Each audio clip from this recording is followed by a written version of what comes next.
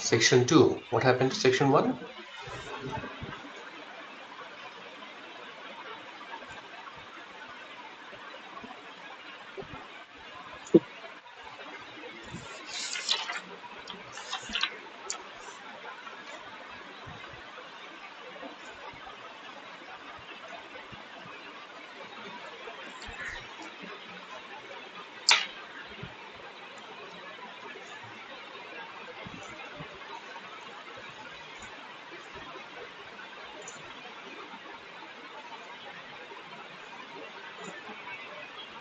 Okay, so can you see my screen?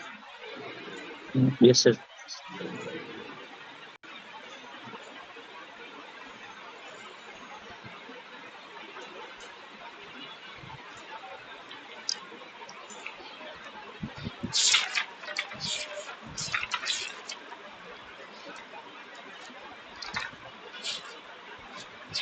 Okay, so far we have got 34 out of 56.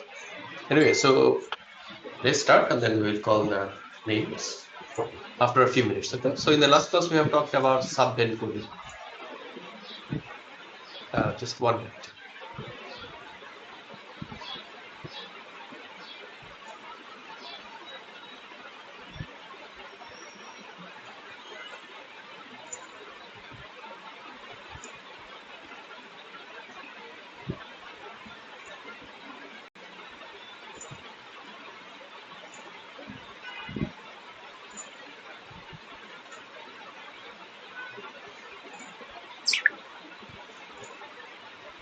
Okay, so in the last class we have talked about sub-band coding. Okay, and what we have seen, we are employing either orthogonal filter or orthonormal filter. So the benefit of having an orthonormal filter is that we can produce the synthesis filter from the analysis filter or vice versa. And for a 2D image, we have seen that an image will be divided into 4 bands.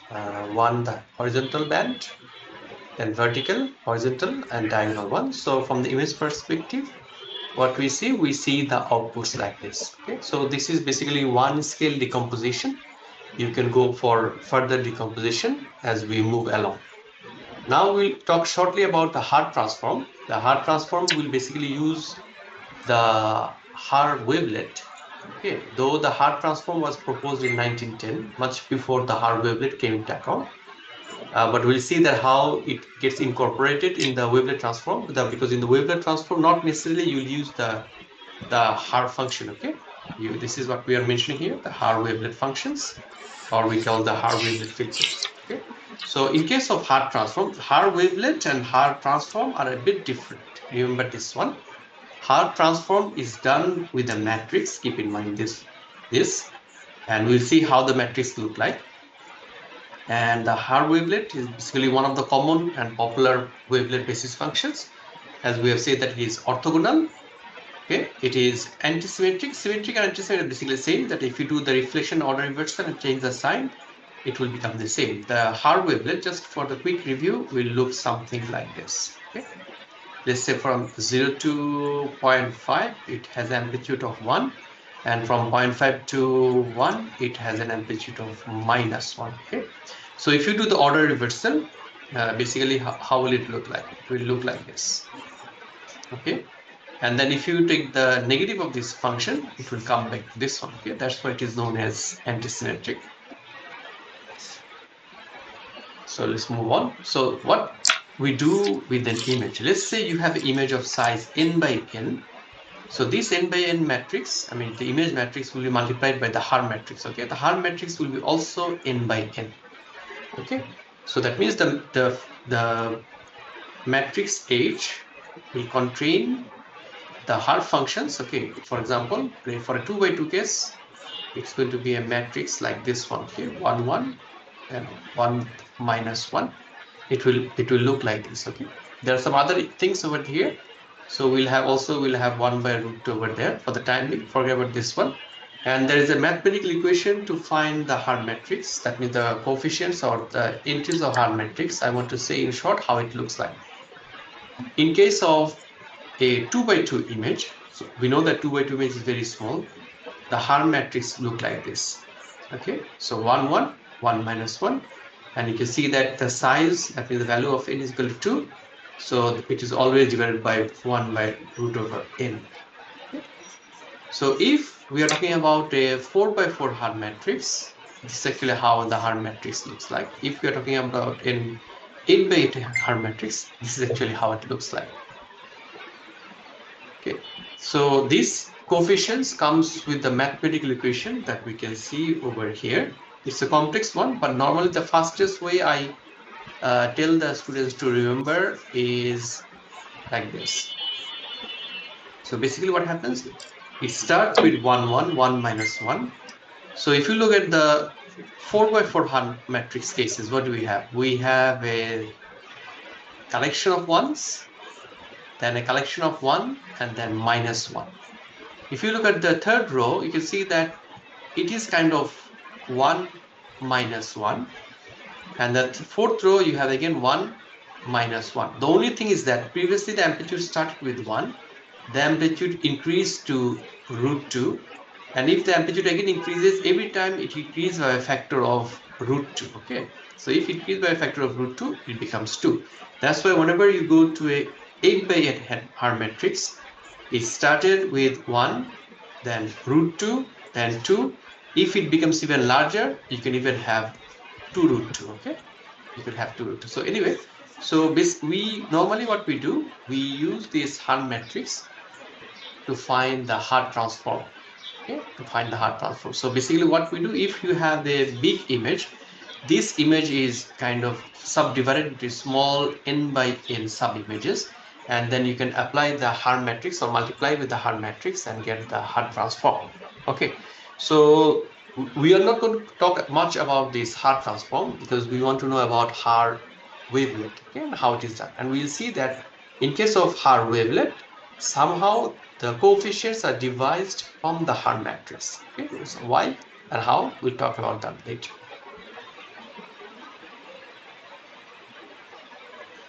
Okay, so now in short, if we want to combine all these three things together, we have talked about subband coding, we have talked about pyramidal image representation, okay, and then we have talked about wavelet transform. Though we haven't talked about wavelet transform now, but the wavelet transform is similar to what we have done in subband coding. So basically this particular image on the right hand side shows you how an image of size, let's say for example, if we talk about 5 by 12 into 5 by 12 image, we do 3-level decomposition. The first decomposition, you have got 4 blocks. Okay, this, let's say we have got this whole image, we have divided into 4 blocks. Now this particular block again you have divided into 4 blocks, and again the third scale we have divided into 4 blocks. Now just a quick question I have told you before, just to see whether you can remember or not. If we do this decomposition, can we reconstruct back to the original image? Ahmed Rafiq, what do you think?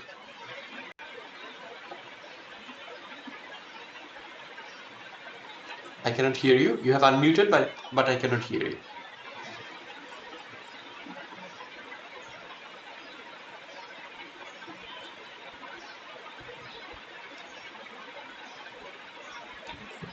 Okay, rule 120. Fatin. Yes, sir. So if you have this pyramidal representation, can we reconstruct back without any loss of information? So I'm not sure, but I think the answer is no. The answer is no? Yes, sir. Why do you think it is no? Uh, sorry, sir.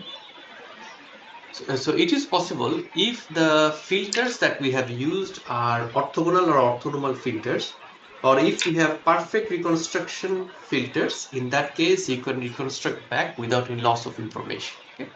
That is a condition that we have to have. We have to have perfect reconstruction filter back. If you have used those filter backs for decomposition, then if you do the synthesis, you can have a perfect reconstruction, or that means you can get the image back without any loss. Okay, this is number one. Number two is that what is the benefit of using these multi-resolution image decomposition. What's the benefit? Can you tell me, Atin? Sir, can you repeat the question? I mean, what is the benefit of having this multi-resolution image decomposition? Because we have decomposed an image into multiple resolutions of multiple sizes with different kind of details, right? What's the benefit of having this kind of decomposition? What's the purpose? I told you in the previous class. Can you recall?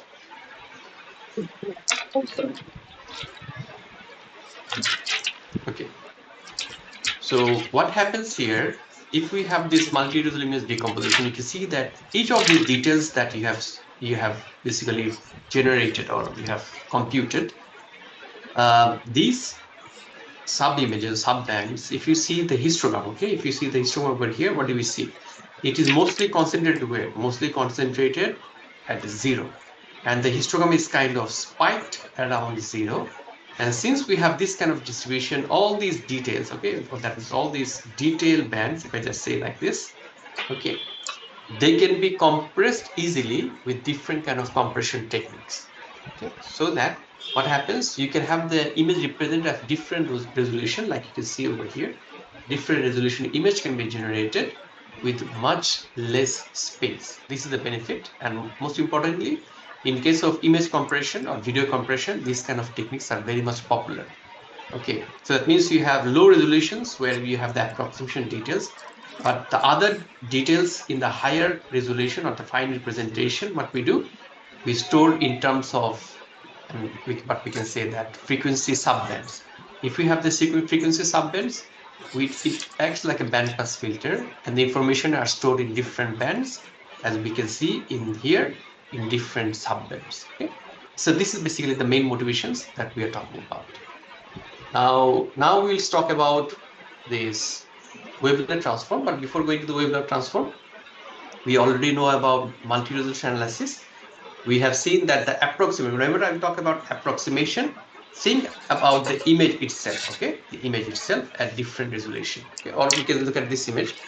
So here we have one approximation, another approximation, and another approximation. The more you go in the downward direction, what will happen?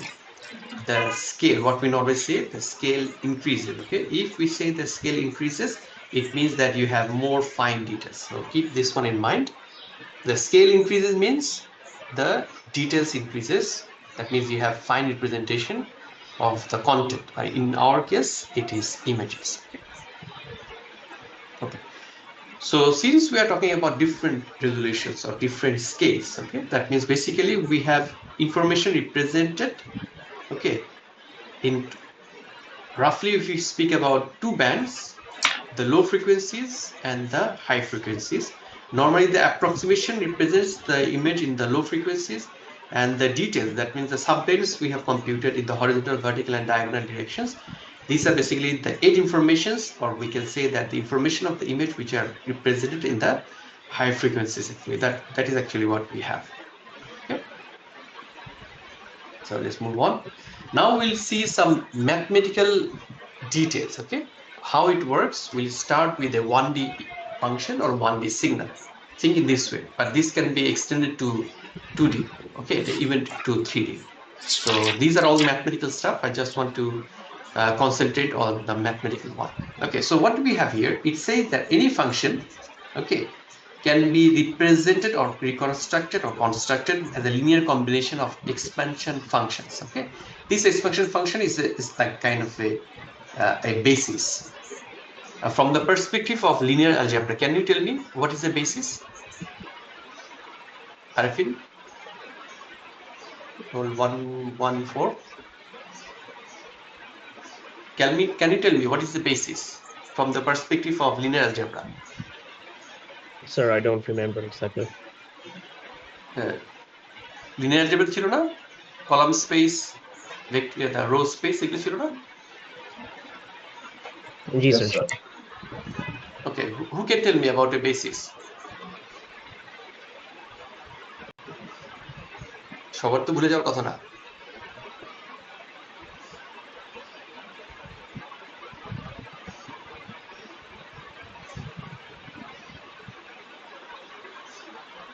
এই সবার আসছে মেহরিন আসছে কাছে। Mehreen, what about you? Second, exactly মনে নাই। Exactly যতটুকু মনে আছে ততটুকুই বলো, সমস্যা নাই তো। Sir, Let's it's say, like at a basis বলতে unit 3 kind of column space এর মধ্যে ডিরেকশনটা ছিল যেটা ওই ম্যাট্রিক্সটাকে ইউনিকলি ডিফাইন করে এরকম কিছু I think ছিল। okay, let's say we have a 2D space, okay, 2D space of real numbers, okay, so, and we know that in this 2D space, this is a vector space, right? When do we call a space a vector space? It has some certain properties, right? First of all, it will have to have it will have to have this. It will have to have this origin. That means the zero vector, right? Yes. And then if you, let's say, pick two different vectors, and if I take a linear combination of these two vectors, let's say we have v1, v2. If you take a linear combination of the two vectors, we can generate a third vector, right? So, Merin, where do you think the third vector is going to be? Linear combination. Okay, it's from the linear combination, but where will it reside? It is going to, let's say, it will reside in the same 2D space, right? Okay, so for example, let's see if we think like this. So basically what we do, we say we have a column v1 and another column v2 that represents these two vectors. And then if we do some linear combination of these two vectors, what do we get? We get the resultant vector b, yes or no? Let's say this is b, right? And if this system is solvable, what will happen? We find another vector b and it's going to be within this vector space, right? Okay, so this is basically what we know about a vector space or a subspace. Now, the thing is that if we talk about the basis, now we have a 2D space. If we talk about the basis, now if I ask you these two vectors v1 and v2, can it make it a basis? Yes, as long as the vectors are independent and they can span the whole 2D space, then that set of vectors is called a basis. কি মনে আসছে?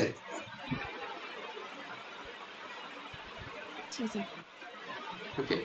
Now, if let's say, now we're talking about 2D space. Now, if I ask you about what will happen if we have a 3D space, okay? 3D space, let's say that means we have a 3D space of real numbers.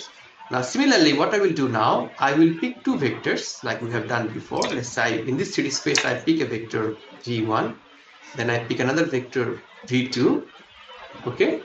Then do you think these two vectors can form a basis for this three-dimensional space? What do you think? আরেকটা vector লাগবে 3 ডাইমেনশনের জন্য। ওকে, আরেকটা কেন লাগবে?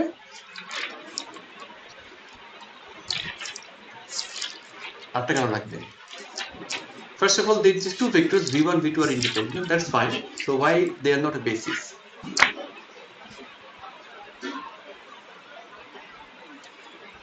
So we know that if exactly, so yeah, so basically what we see, right?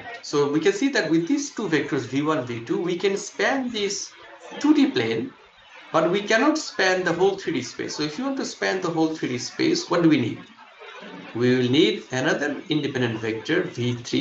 Now with these three vectors, what can I do? I can now span the whole 3D space. Okay, so basically a basis is a collection of vectors, okay, which are independent, and with a linear combination of these three vectors or that n number of vectors, we can span the whole n-dimensional space. So normally what we need, we always need n number of independent vectors, okay, in the vectors, right? This is actually what is the definition of a basis. And whenever we have a basis, now you can see that if we talk about, let's say, if I just draw another figure now, let's say for the point of 2D, so let's say we have this one is one vector. Normally we say, let's say 1, 0. And then here we have another vector. Normally we can say 0, 1. So these two vectors, they are orthogonal to each other. They are independent, and we can make them normalized. And if you take the dot product between these two vectors, since they are independent, the dot product will be 0, right?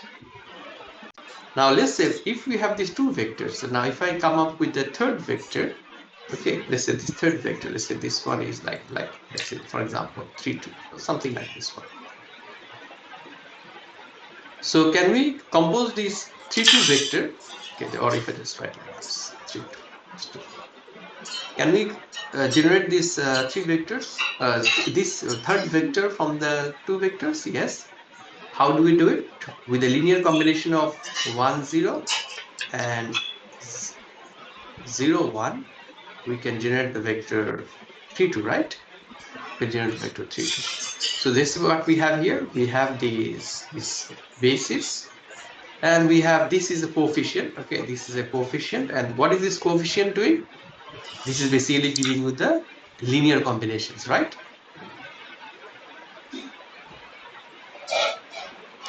Okay. So this concept we can extend to functions. Okay. Let's say you have a function. In the function, if you want to generate any function, okay, any function, let's say let's say a function space. So that means the function space is the set of functions which can be produced by linear combination of the expansion functions. That is what is known as the basis for that function space. And this alpha k is basically your coefficients, okay? Your coefficients. And since the function can be expanded by the combination of these expansion functions, these coefficients are known as expansion coefficient. Up to this, is it clear? Yes. Okay. So that means, like we have said before, we have this basis function or expansion functions. By different combinations of expansion coefficient, we can come up with a function or any function f of x. So since f of x is not defined, so we can say that with a different combination of expansion functions, we can have a space of functions which is known as function space. So this V is basically representing your function space, and you can see that with the help of this basis function, that means these expansion functions, with different combinations, okay, it can span the whole function space. This is actually what we have got here. Okay.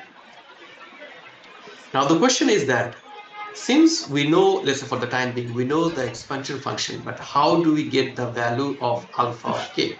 That means the expansion coefficient. In this case, the expansion coefficient can be simply obtained by doing a dot product, okay, inner product between the function and the dual of the function, okay, the dual of the function. And if your functions, that means the expansion functions are real function, and the functions they are orthonormal, then we simply can take the dot product with the expansion function itself. It will give us the expansion coefficient. For example, the example we have seen before, we have a vector 3, 2. We have a vector 3, 2, and then we have two vectors in the basis. This is like 0, 1, 0, 2. Both of them are real valued. So if I want to get the first value of x1, how do I get the first value of x1? You simply take the dot product between 3, 2 dot 1, 0. If you take the dot product between these two, what do I get? I get the value 3, yes?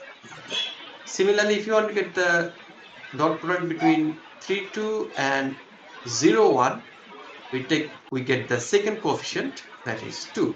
So once we have got these 3 and 2, now you can see that if you want to generate the vector again, 3 multiplied by 1, 0 plus 2 multiplied by 0, 1. So basically we can say that these are our expansion coefficient. We can say like this. It can generate back the function. In this case, this is actually not a vector. Function perspective, instead of a vector, you can generate the function back. Or you can, or another way, this function can be expanded like this. That's why we have this equation like this. The function represents the linear combination of expansion function, where the expansion coefficients can be obtained by taking a dot product between the function and the dual of the function. If the function is real valued and orthonormal, you don't have to worry about the dual. Simply take the dot product with the expansion function itself. Okay? This is actually what happens. Now, like I've said, so if the orthonormal functions are orthonormal basis, take the dot product with itself. If they are not orthonormal but they are orthogonal, in that case you simply have to take the dot product with the dual. Okay, and even if we don't have a basis, that means it is not all of them are not independent. In that case, you will see that the expansion coefficients will not be a unique one. You can have multiple combinations which can generate the function back. Okay? And for the time being, don't worry about the function and the frame being tight or the frame being open. Don't worry about that one. Is there any question regarding case 1, case 2, and case 3? Any questions? Maruf, 129? No, sir. So luckily what we are going to do, since we are going to work with orthonormal basis, so in that case, simply remember this way, take the dot product with the function, you will get the value of this alpha k. Now since they're orthonormal, now you can see that since we have two different bases, okay, phi I, let's say phi j or phi k. So if you take the dot product with itself, that means you are talking that one of the basis function, take the dot product with itself. Okay, that means alpha, sorry, not alpha. Phi. If you take the dot product with itself, since it is orthonormal, the dot product value will be 1. And if you take the dot product with a different basis, okay, since it is different, so the dot product will be 0. So this is very simple to understand. Any questions? Fatin, you were trying to say something? No, sir. Okay. Now we'll talk about scaling function. Remember, scaling function. So remember this one. Scaling function are expansion functions. The only thing is that the name has been changed from expansion to scaling. Why it is called the scaling function? Because let's say if you have a basis function, let's say phi of I, okay, and now we'll talk about a particular resolution. Okay, it comes with a resolution of j. Then if you talk about another scaling function, phi I with a scale out, one scale higher than the previous one, the difference between these two, we can say in this way, the function will be narrower and the function will be, in terms of amplitude, will be higher. Okay? I just want to give the example from the perspective of the Haar function. See the Haar function, what does it say? It says that the Haar function within the interval from 0 to 1, or the domain of 0 to 1, how does it look like? It will have an amplitude of 1. Okay, so this is a Haar function from an amplitude of 1 between the range of 0 to 1. This is actually what we have. Now let's say if this is the particular scaling function phi of let's say I. Okay. So if we think about this way, if we want to go from a different scale, let's say phi I of j plus 1, how do you expect the next scale function will look like? The next scale function will look like this. It will become narrower. So if I draw it again, within the range of 0 to 1, it will be scaled down to 0.5 and it will be even taller. Okay? This is actually how the scaled up version will look like. Previously the amplitude was 1, now the amplitude will be √2.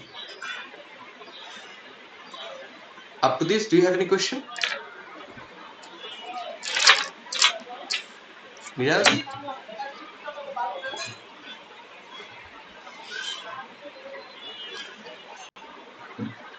तो मिराज की নাই নাকি? Okay. How about Rihila? 110. Yes, sir. Did you understand the difference between these two?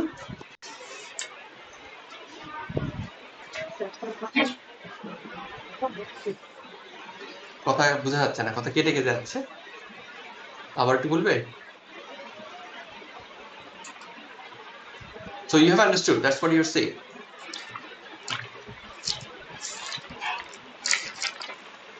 Okay, let me pick someone else. Okay, Juel, roll 226. Yes, sir. Okay, good. So microphone বেশ ভালো আছে. So you will be with me. So the questions I will asking will be directed towards you. Okay. So like I've said, we started with a scaling function or a expansion function that is, let's say, phi of I, right? And then I use a different notation that is j. This j represents the scale. So now we can say that the function at scale j and the function of scale j plus 1. What is the difference?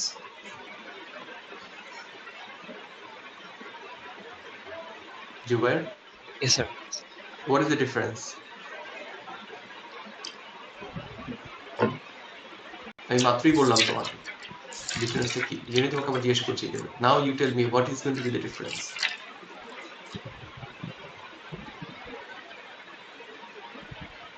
কি বলতে পারছো না?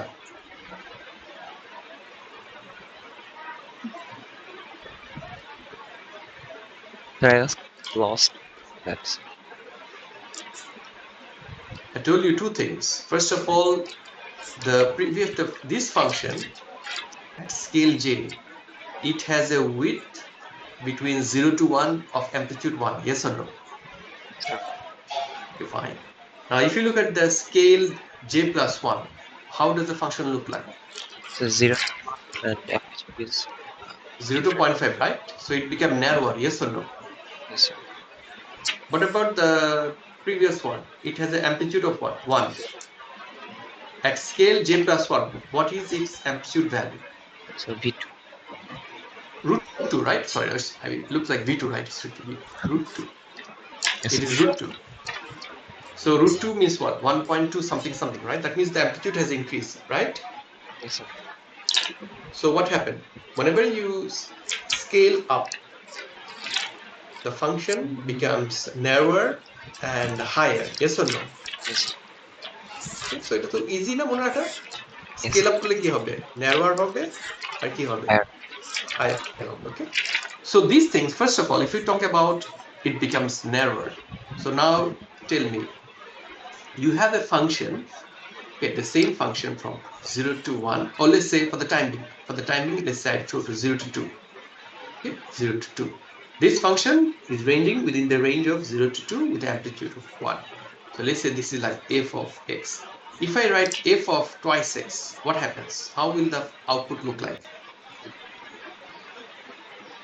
Sir, narrower. Narrower. That means basically what we do, we have done sampling by a factor of 2, right?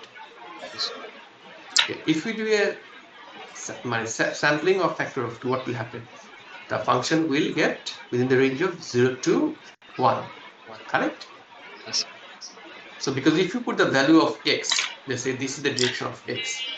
So let's say in this case, if the value of x equal to 0, then here what is the value? Where are you getting?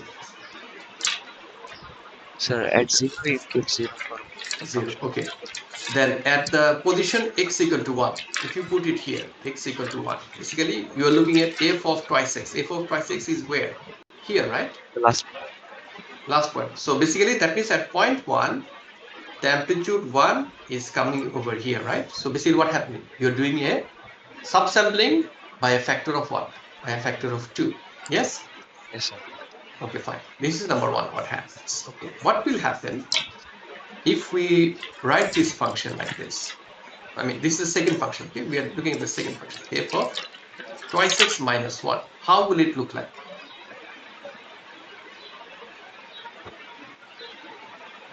Sir, How will it look? shift left. Okay, shift. First of all, the function we have seen earlier was something like this, from 0 to 1, right? But now you're doing a shift in which direction? Shift to the right, Right. and you're doing a shift, a unit shift. In that case, the output is going to look like this. From 1 to 2, you will have an amplitude of 1. Correct? Yes. So that means if we say that if I shift twice x minus k, what will happen? Shift a unit. It will shift by k units, right? Understood? Yes. So that means whenever we'll see this equation, now I will try to generalize it in this way. Yeah, whenever you have f of twice x minus k, it means a downsample version of this particular signal and also a shift of k units. Understood? Yes. Okay. Now what will happen if I multiply the amplitude, because let's say for the time being, if I just look at this example, let's say f of twice x, so we know that the amplitude will be 1 within the range of 0 to 1, right? Okay, if I multiply it by 2 to the power 1 by 2, what will happen? So the amplitude change. Yeah, the amplitude is multiplied by root 2, right? Yes. So instead of 1, it becomes what? Root 2, right? So if instead of 1, if I write 2 over here, what will be the amplitude? So twice. Twice means factor of 2, so basically it will be 2, right? So if I write 3, what will be the amplitude? 2 root 2, right? So every time we are increasing by a factor of 1 by root 2, right? So this is what we'll do now. So instead of this particular 1, 2, 3, I will write j over here. Understood? Yes. And then we can do this particular function. Think in this way. This particular function was f of twice x. Now if I write f of 4x, how will the function look like? How will it look like? It will get shrunk like 4 times. It will shrink 4 times. So now that it will range from 0 to 0.5, right? Yes. So that means you have subsampled even more by a factor of 2. That's why if you want to write more sampling, so we can write 2 to the power j of x, right? Yes. Okay. So remember, if from the point of the sampling, you can write 2 to the power jx, which will do the sampling. We can do a shift represented by k. And after each of the sampling, since we say that it will become narrower and higher, so what we'll do? We'll increase the amplitude by a factor of 1 by root 2. So in this case, we write it like this. Okay. So now once we have this mathematical representation, and instead of writing f, what I do? I write the scaling function, that is 5. So you started with 5. So now what we have, this particular function is a representation of the scaling function with a scale of j and a translation of k. Is it clear? So what does it mean? You started with a scaling function. Let's say now if I just simply say like this. So what was our scaling function? Our scaling function, we started with, let's say 0, 0. That means a scale 0. Normally we say j0, but j0 means 0. So this scaling function, how does it look like? It looks like this. Within the range of 0 to 1, it has an amplitude of 1. This is the starting scale. Remember, this is what we are saying as the starting scale. Okay. Now, if you have the starting scale, if I talk about phi of 1, 0, forget about the translation, the k, just forget about the k. How will phi of 1, 0 look like?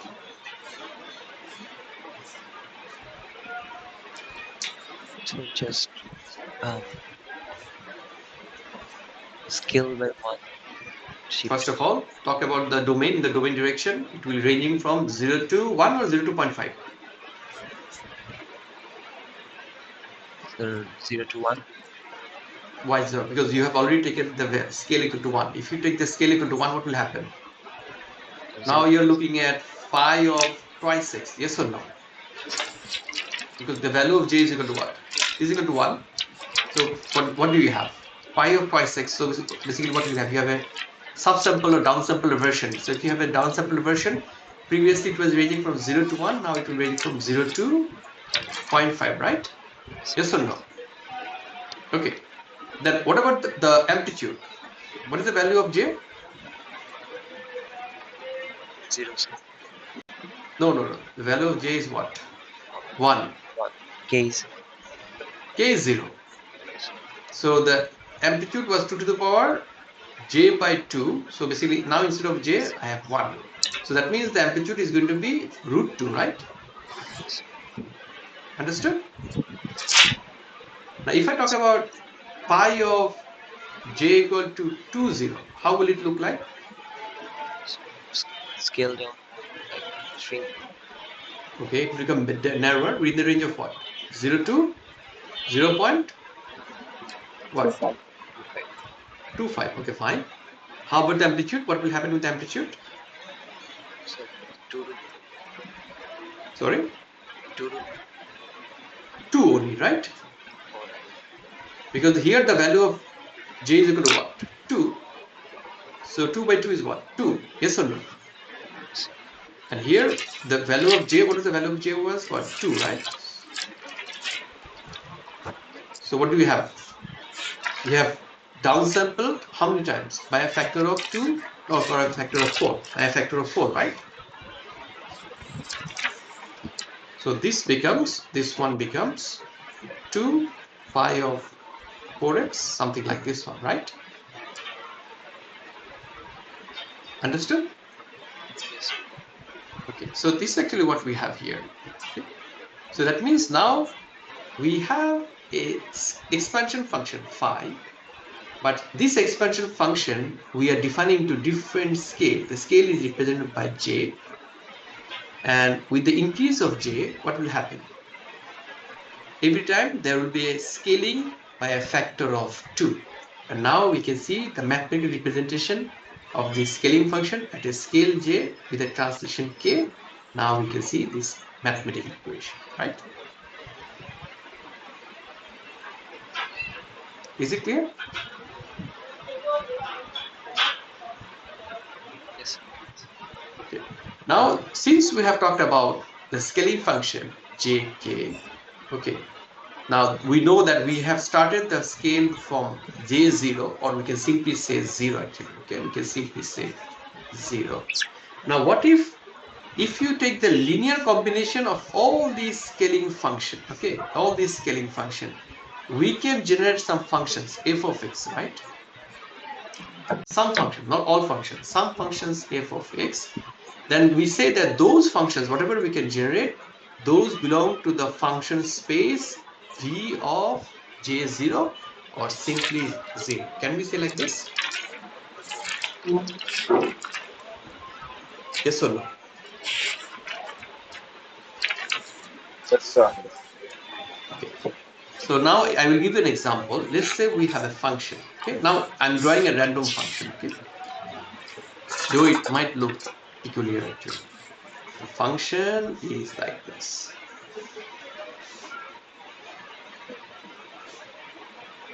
Zero to 1, it has amplitude of 3.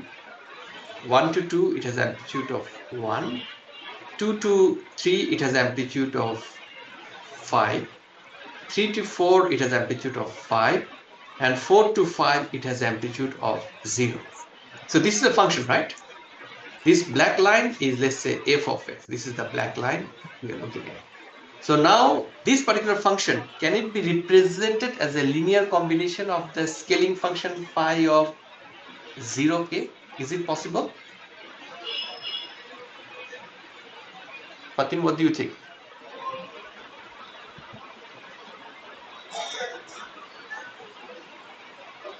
Is it possible?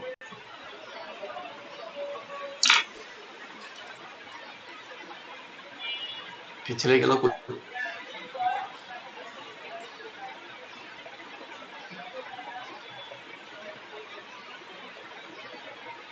Okay, let me ask someone else. Who shall I pick? Nusrat, you're with me?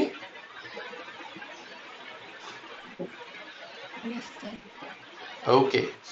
So we know that this particular scaling function, okay, this particular scaling function looks like this. From 0 to 1, it is the amplitude of 1. Okay. Now, this particular function, what do I need? I need 3 times of phi 0, 0. Yes or no? If I write like this, 3 times of phi of 0, 0, don't you think that I will get this part? Yes, sir. Think unit-wise. Okay. From 1 to 2, I need the function to be of amplitude 1. But this function is positioned from 0 to 1. So what will I do? I will shift by 1 unit. If I shift by 1 unit, it will look like phi of 0, 1. Yes or no?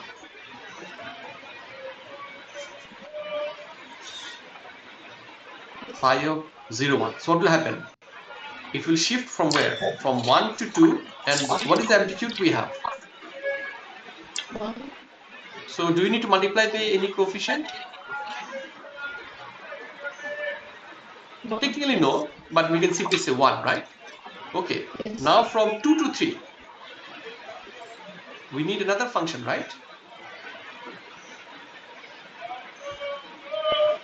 Yes. So what is it going to be?